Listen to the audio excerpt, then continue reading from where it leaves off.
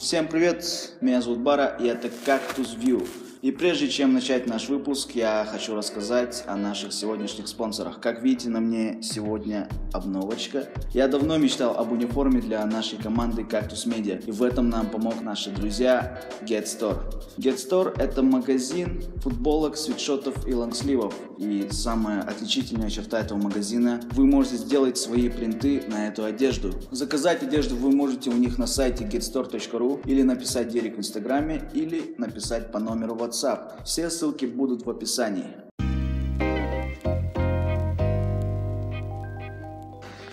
После последнего выпуска на нас обрушился прям шквал критики. Была объективная критика и не совсем объективная. И я хочу сказать нашим хейтерам: займитесь чем-нибудь полезным, будьте проще, чуточки добрее. А про добро нам расскажет наш сегодняшний гость Антон Бигги Васильев. Добрый день всем, добрый день. Ну и переходим к самой беседе. По традиции мы начинаем нашу беседу разговором о себе. Антон, расскажи о себе, откуда ты, сколько тебе лет? Ну что я себе могу рассказать? Я романтик-доброволец. Все то, что я делаю, без романтики нельзя делать. Я себя так называю, романтиком-добровольцем. Мне 33 года, возраст Христа. Это есть такое выражение, возраст Христа. Так, что могу себе сказать? Я горный инженер, шахтер. Но по специальности я не могу работать по состоянию здоровья. Так, а ты где образование получал? Среднее образование я получил у себя в городе Удачном. Когда родился, я родился не один, я тройняшка. У меня есть брат-близнец и девочка-невеличка. Мы с ними в один день все родились. Сам я из многодетной семьи, у меня 3 младших и 3 старших братьев и сестер. Родных? На родных. Я, получается, золотая середина был. За старших получал и за младших получал. Сам я родом из города Удачного, это Мирнинский район, Республика Саха-Якутия. Как семья относится вот к твоим нынешним делам? Семья поначалу, когда я начинал это все в 2009 году, беспокоились, они боялись: Антон, что с тобой, как так, ты что делаешь? Я говорю: ну я умею это делать, я могу это делать. Делал, а сейчас они гордятся мной. То есть поддерживать, да? Да, очень сильно поддерживают. Ты сейчас живешь в квартире, да? Да, я сейчас живу в квартире, все более-менее. Съемная? Нет, или твоя моя, собственная? Моя. Вот, смотри, помимо уборки, да, вот, помимо благотворительности, ты где-то работаешь, может, какой-то доход, заработок? На маленький доход есть халтура моя, на ней я живу. А какая халтура, пусть остается лично. А ты один живешь? Я живу один. На какие вот деньги ты вообще живешь? То есть все заработанные деньги ты отправляешь на благотворительность, получается, да? Мне получается из 100% 80% идут на добро, а 20% на себя. На себя самого. То есть питание, проживание и так далее. Да мне много не надо, мне хлеб да соль, мне пойдет это. Ты очень часто упоминаешь кредиты. А на что у тебя кредит? Кредит у меня были, я в 2013 году взял на помощь, оказание помощи. Какую помощь не скажу, это уже давно и забыто было. Я оказал и забыл. Я таким принципом живу. То есть ты оплачивал вот кредит на помощь, да, получается? Да, я оказал и забыл, и все.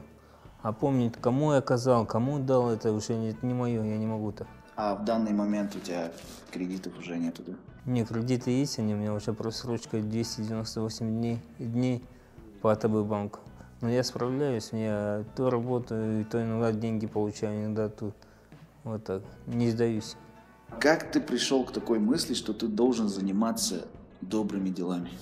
А знаешь, это все у меня с рождения было все это. От мамы у меня пошла любовь к природе, к земле. От отца пошла любовь к людям.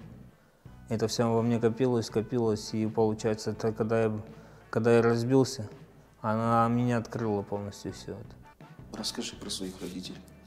Родители у меня платиновые. Отец сейчас на небесах. В 2015 году его не стало.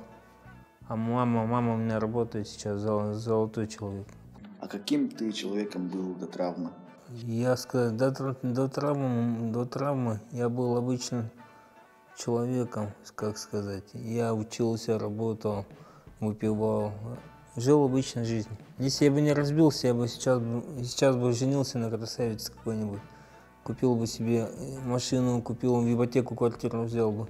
Работал в одном месте хорошем. И все, моя жизнь прошла бы так.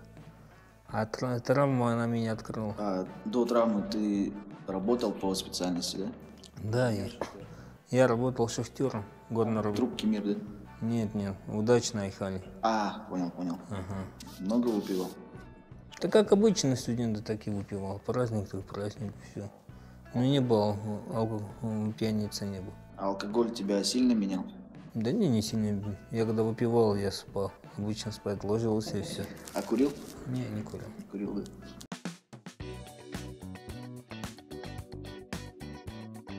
Вы любите красиво одеваться? Я обожаю.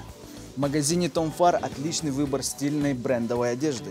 Но зима близко, поэтому мне нужна одновременно теплая, комфортная и красивая одежда. В этом случае самое лучшее решение – это биопух. Что такое биопух? Это первый высокотехнологичный теплоизоляционный материал, идеальное сочетание волоконных и биологических технологий. А говоря нашим простым человеческим языком, это самый лучший заменитель натурального пуха. Этот материал ни разу не уступает натуральному, но намного проще в уходе. Не надо бегать в химчистке, просто кидаем в стиралку и вуаля! Куртки из биопуха намного легче, мягче и комфортнее. Помните, друзья, что зима близко, поэтому все бегом утепляться в магазин брендовой одежды Tom Ford. Tom Ford – стиль твоей жизни. Кактус рекомендует.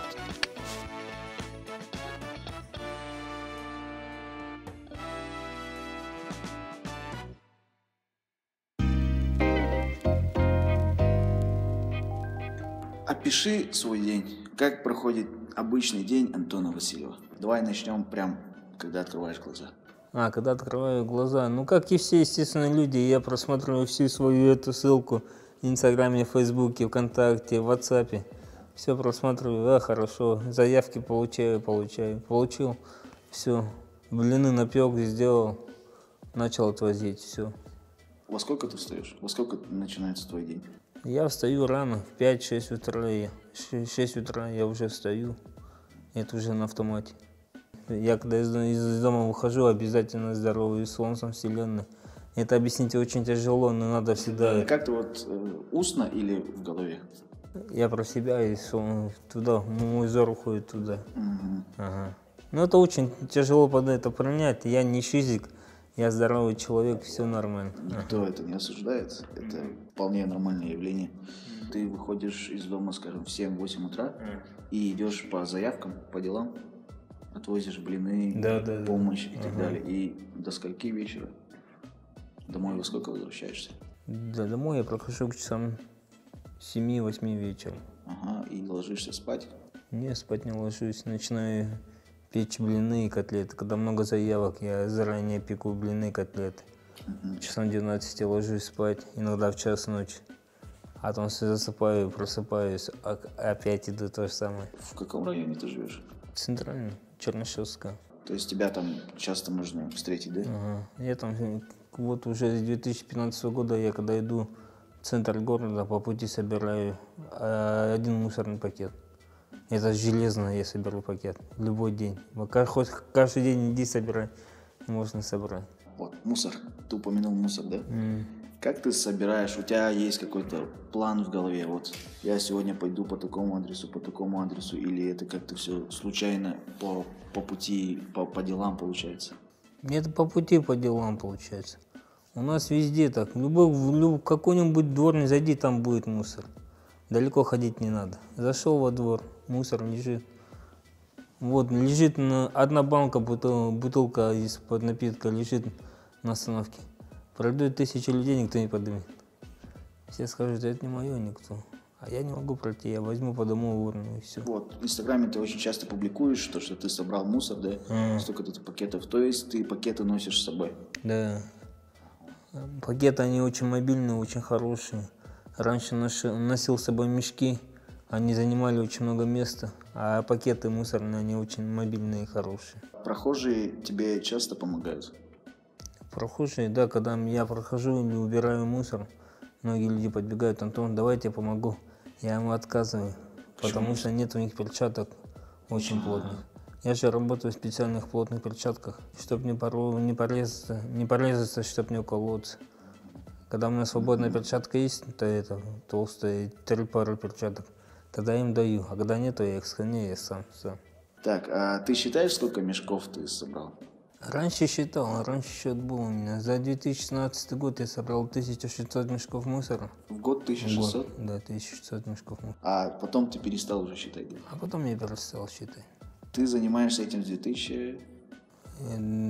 Благотворительностью занимаюсь с 2009 года. Борьбу с мусором занялся с 2011 года. 2011. 6 лет. То есть 6 лет. То есть за 6 лет ты собрал практически 10 тысяч мешков. Не, 5 тысяч мешков. 5 тысяч. У тебя есть проект «Чарон добра». В чем суть этого проекта? Суть проекта заключается в том, что добром мы людей сближаем, получается. Мы, как сказать, добро нас сближает людей и раскрывает их полностью, кто есть кто. Например, еще года 2 назад город Удачный, Мирнинский район, оказал помощь городу Нерюнгри, и при этом передали сам Чарон. На этот Чарон каждый участник устанавливает свой герб своего района, герб своего, кто оказал помощь. И так получилось, он пошел по Нерюнгри взамен оказали помощь Алдану, Алдан оказал помощь Мегина Кангаласам, Мегина Кангаласы оказали городу Якутску. По городу Якутску обошел он тут около 40 организаций, также мусульман, православных, католиков и армянскую апостолическую церковь. Все они принимали участие, каждый участник отдавал свою доброту другому участнику. То есть, получается, это такая эстафета, да? Да. Чарон передается из рук в руки, и каждый участник должен сделать добро, да? Каждый участник наполняет собой Чарон. В этом принимают участие простые люди или в основном организации? Простые люди, кто хочет принять участие. Все, кто вот у кого-нибудь лежит новая одежда, которую он не носит. Он может ее взять и отнести туда, и все. То есть в Чарон я могу внести деньги, какую-то материальную помощь, да? Расскажи про скандал с уходом из... Нет, не с уходом, а то, что ты разошелся со своими компаньонами. В СМИ, Инстаграме писали то, что тебя выгнали, что-то не поделили. Расскажи об этом. Так сказать, из мухи слона сделали, так, грубо говоря. Расскажи все. А так случилось так, почему? Я не уходил из этого, да. Поначалу было, уходил, а сейчас подумали, они уходят, я один остался. Ребята очень хорошие, Владимир, Аян, им спасибо. Владимир, который помог с другими водолузами, да? Да, Владимир Анатольевич вообще золотой человек, он хороший. Аян тоже золотой человек, им спасибо большое, они мне показали, сказали, как делать, как что делать, как добиваться. И в будущем планирую с ними очень хорошо работать. Ну, будущее наше пока покажет, кто. То есть с ними кто где. У вас разногласий нет, вы с ними в хороших отношениях? В хороших отношениях, все более-менее нормально. И так получилось, с моей стороны, то, что я их, как сказать, плохую сторону подставил, грубо говоря. Хочу извиниться перед ними, они ни в чем не виноваты, получается. Но они отличные люди, спасибо им за все. Простите.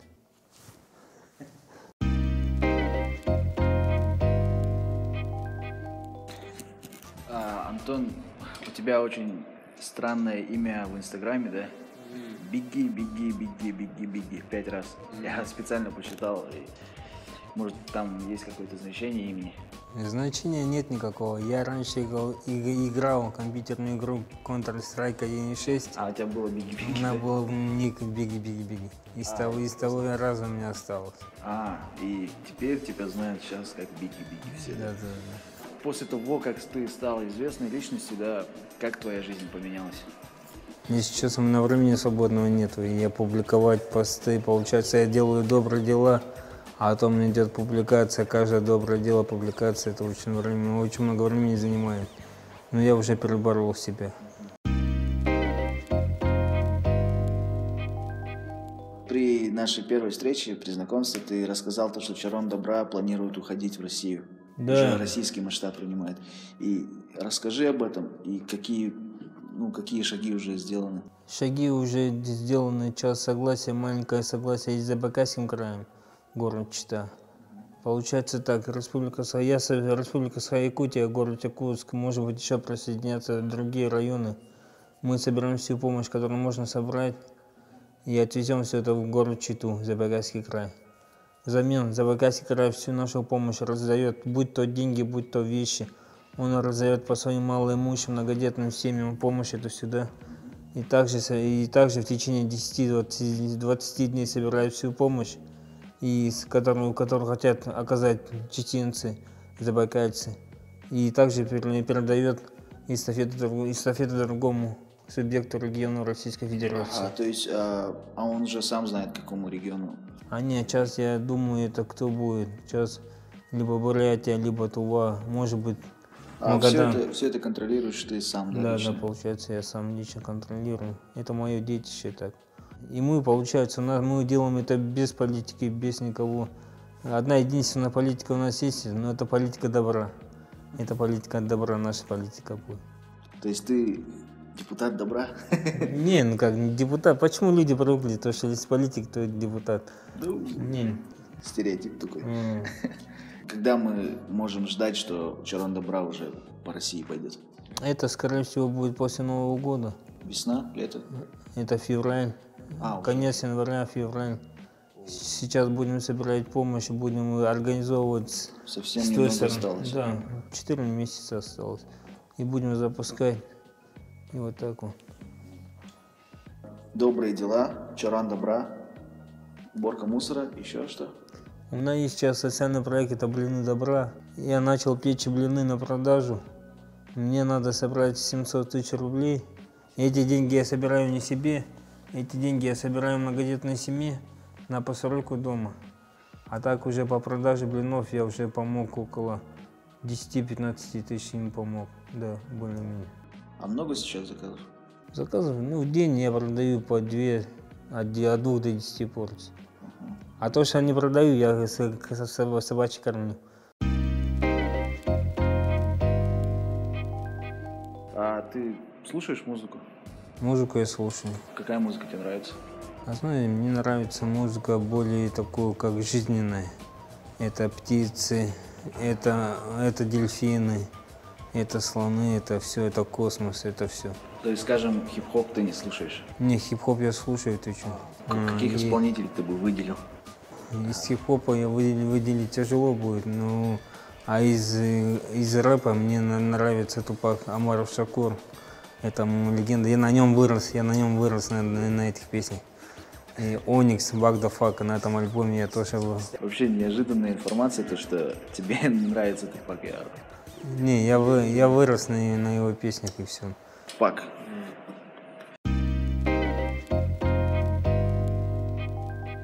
Ты публичная личность, и публичная личность не может, я считаю, вообще не может обойтись без скандалов, каких-то интриг. И вообще этот блог будет такие каверзные вопросы. Расскажи, пожалуйста, про шрам.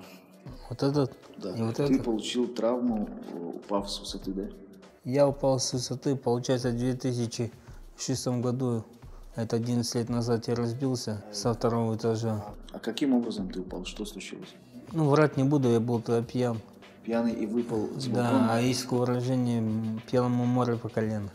Хотел с козырька прыгнуть до подъезда, но не получилось, не рассчитал свою силу и упал вниз головой.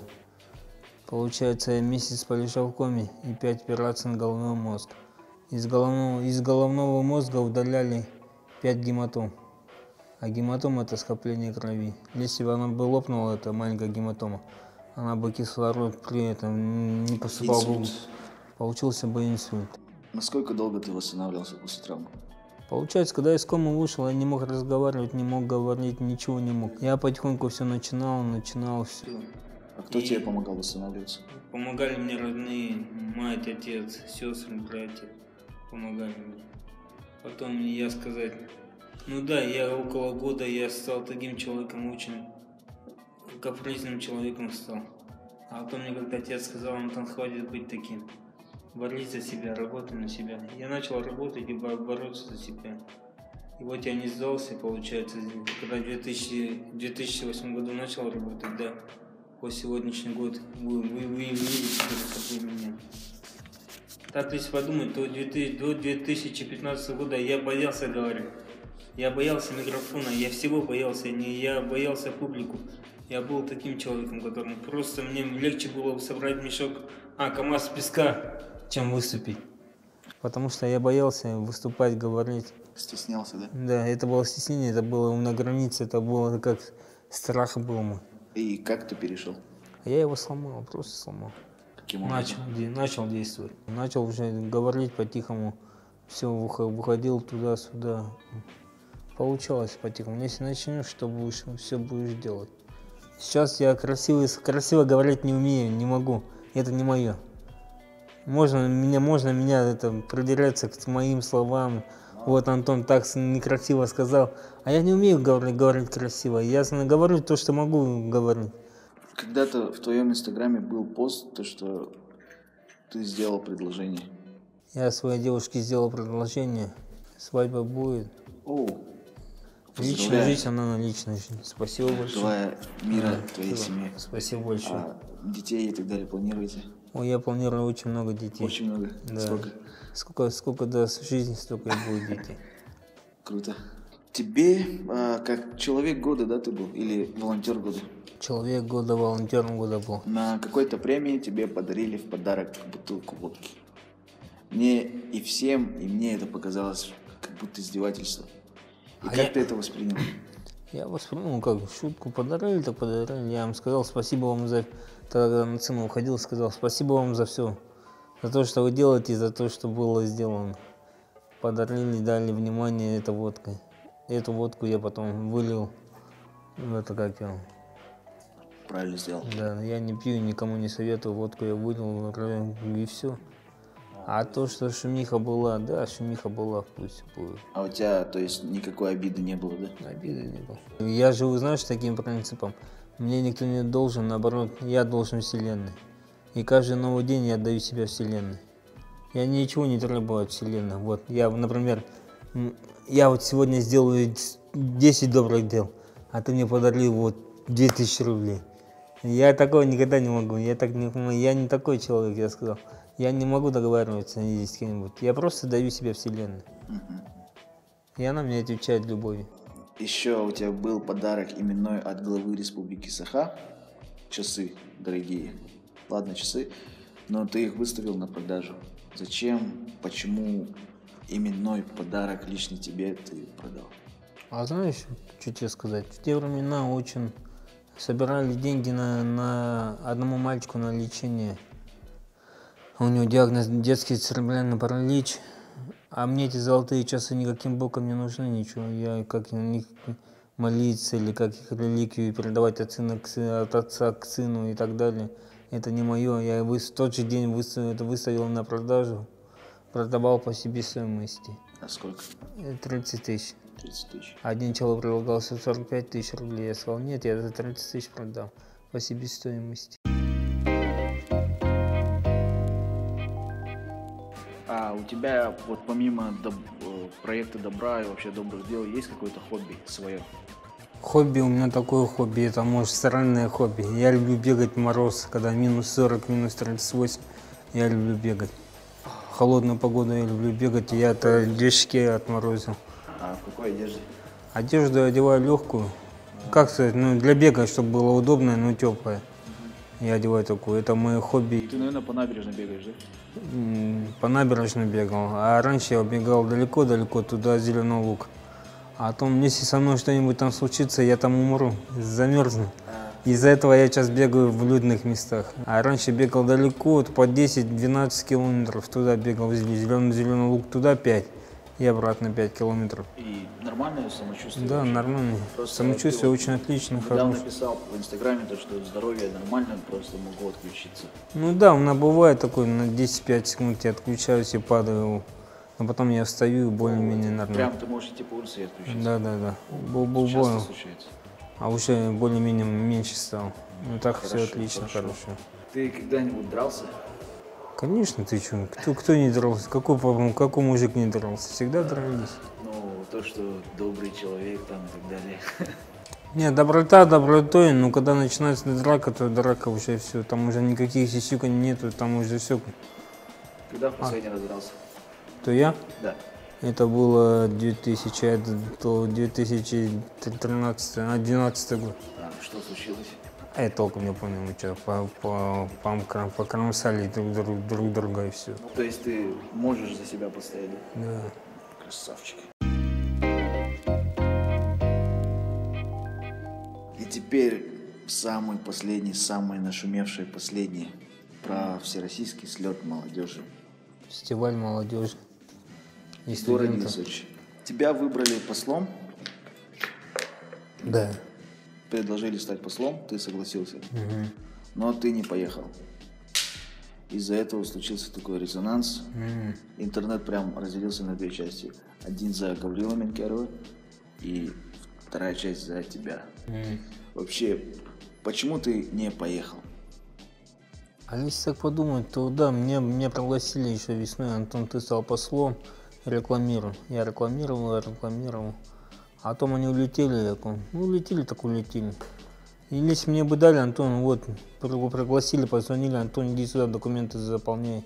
Я бы все равно не полетел бы туда. Почему? Потому что я сказать, что я бы там делал? Я бы ходил, охал, вот как красиво, вот там этот, все такие звезды, что я бы там делал? Я просто не хотел быть клоуном, типа, я республику здесь представляю очень хорошо, а там я бы что делал? Ну да, я бы выходил, знакомился, да, если туда лететь, то ради опыта, ради знакомства, да, можно было полететь. А так туда ехать, представлять республику туда, я республику очень хорошо представляю здесь на месте. Получается, они летели туда на 10 дней, несколько дней. За 10 дней я сделал около сотни добрых дел. То есть в любом случае ты бы туда не полетел? Не полетел бы. А мне просто люди начали задавать, Антон, почему ты на фестиваль не полетел? Я им ответил прямо. Потом, получается, начал шум, скандал случился. Почему Министерство молодежи не пригласило тебя?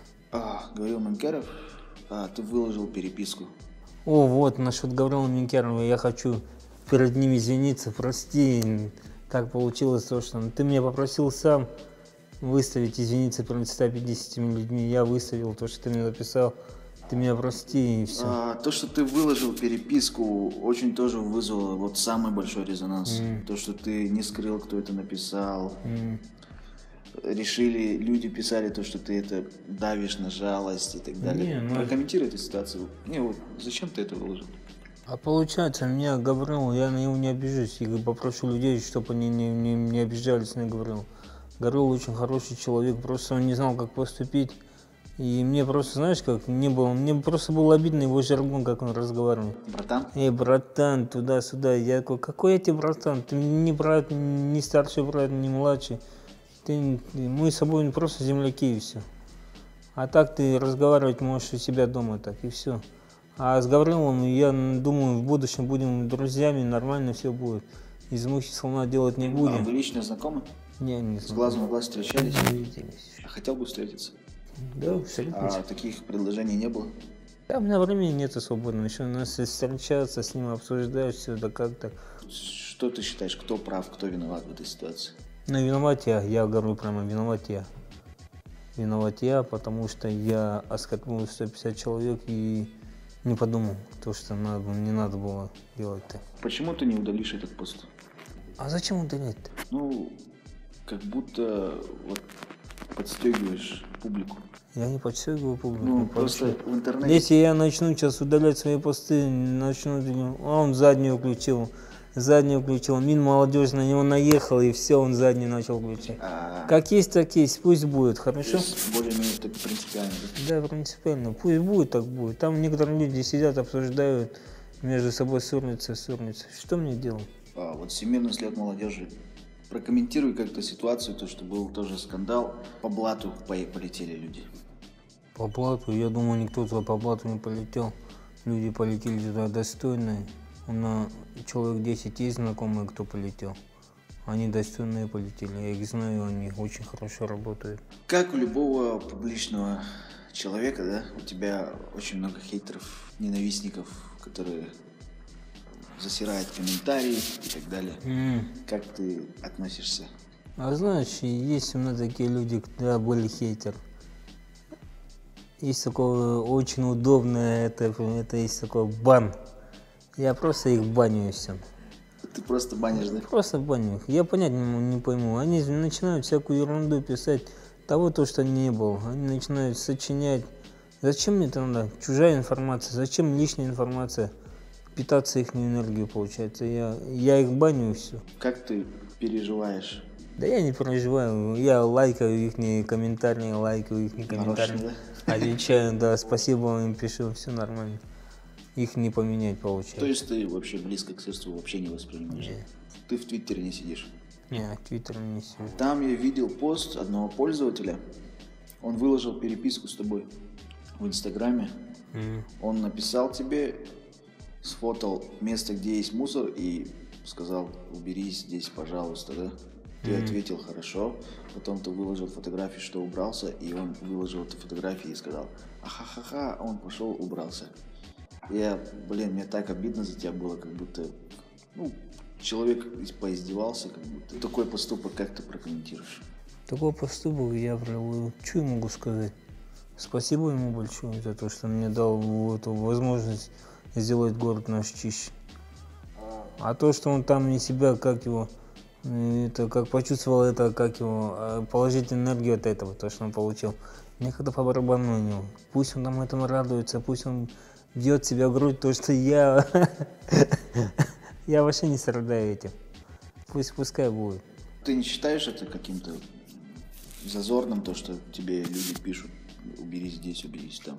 Да мне многие люди пишут: Антон, тут мусор, убери. Много пишут, да, кстати? Да. Я говорю: давайте вместе пойдем уберем. В Все, основном люди отказываются. отказываются, они не отвечают дальше.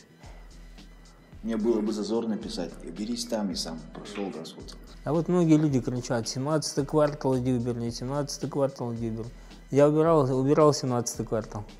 Убирал. А там, смотри, грязь в основном где? У санитарных точек. Санитарные точки, если вывозили бы почаще мусор, было бы чисто.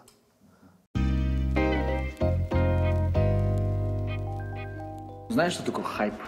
Нынче модное слово хайп. Хайп — это шумиха, такая, типа хайповый человек, да, который. И вот в свете последних событий тебя очень часто в кругах интернета называют хайпажором, то есть человек, который ищет хайпа постоянно, шумиху, нарочно делает все это, скандалы и так далее. Как ты это прокомментируешь? А знаешь, хайп. Дайте хайп, если так подумать, то хайп на каждом шагу можно найти. Просто люди из мухи слона делают, привыкли делать, а так. Я в рамки людей никак не вхожу в эти рамки. Из меня можно сделать хайп. Но я никак не пользуюсь этим хайпом. Это не мое. И вообще хайп, да? Тебя часто узнают на улице? Да, люди меня узнают очень. Как ты это воспринимаешь? Очень положительно. Спасибо им за все. И часто фотоются, да? Фотоются, да, очень часто. И ты никому не отказываешь? Не отказываю. Люди попросили, я делаю. Переходим к последней части нашей беседы, более философской, духовной. Ты приверженец какой-нибудь религии, нет? Я православный язычник. Я себя так считаю, да. Как здесь в Якутии. Как и все республики. То есть ты православный? Да, православный язычник. Крестили меня, когда я был маленьким, 5-6 лет. Вся семья православная? Да, вся семья православная. Я в церковь хожу, мою полы, иногда посты соблюдаю. Все делаю. Когда я приходил первый раз полы мыть, были все так удивлены. Мы тебе не заплатим.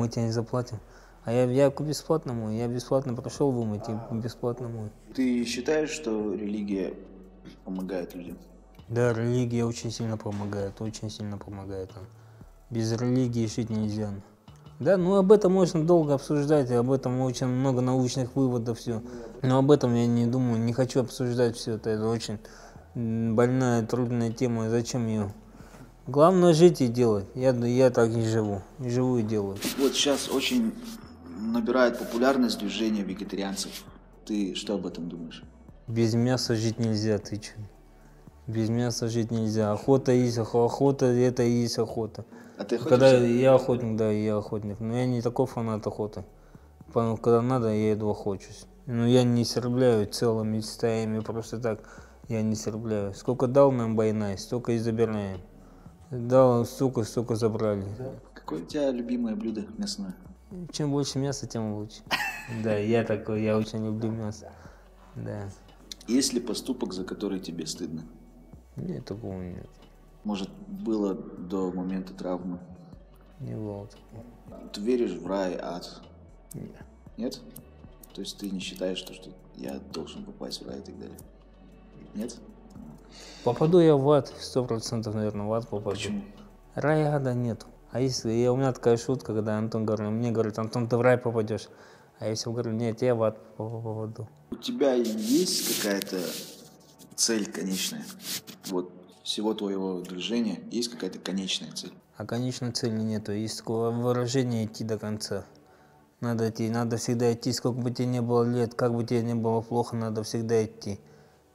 А знаешь, как легко устранить человека, любого человека? Дайте человеку то, что он желает, и все, человека больше нет.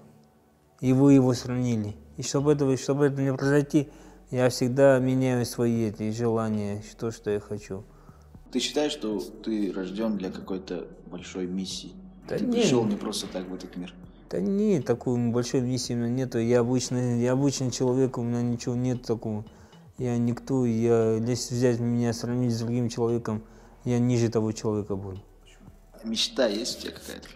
Мечта, ну естественно, как у мужика есть у меня, родить, это жениться, детей нарожать, детей было, чтобы было очень много. Дать им образование, дать им эту жизнь, все хорошо. То есть построить дом, Посадить детей, дерево и вырастить сын.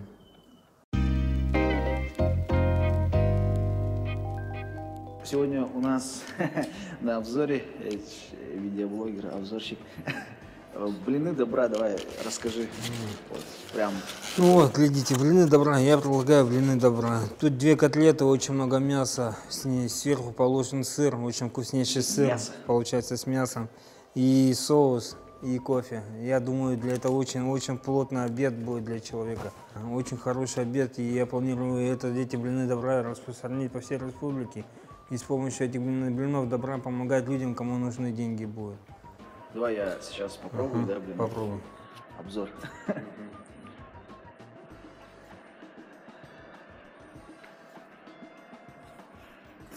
Жирная котлета, мяса очень много. Очень вкусно. Я потом попробую с соусом. Кактус рекомендует блины добра. Покупайте, люди. Очень доступная цена, и ваши деньги пойдут на благие дела. Кактус рекомендует. Спасибо.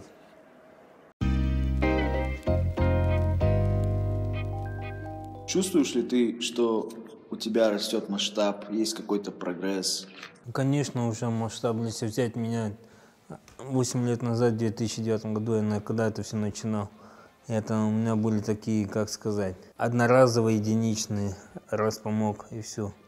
А сейчас я уже работаю масштабно, уже все делаю, уже, как сказать, черного добра у меня уже работает.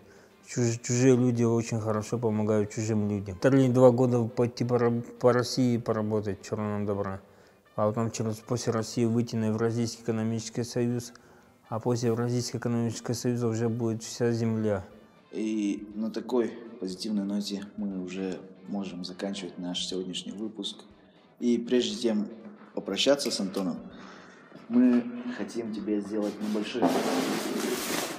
небольшой подарок от наших спонсоров магазина Get Store.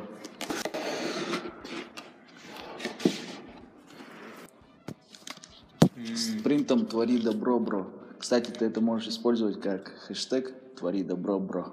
Ага, спасибо большое. Удачи в твоих делах. Хэштег будет. С нами был Антон Васильев Бигги. Меня зовут Бара, Cactus View. Спасибо большое. Буду блины печь.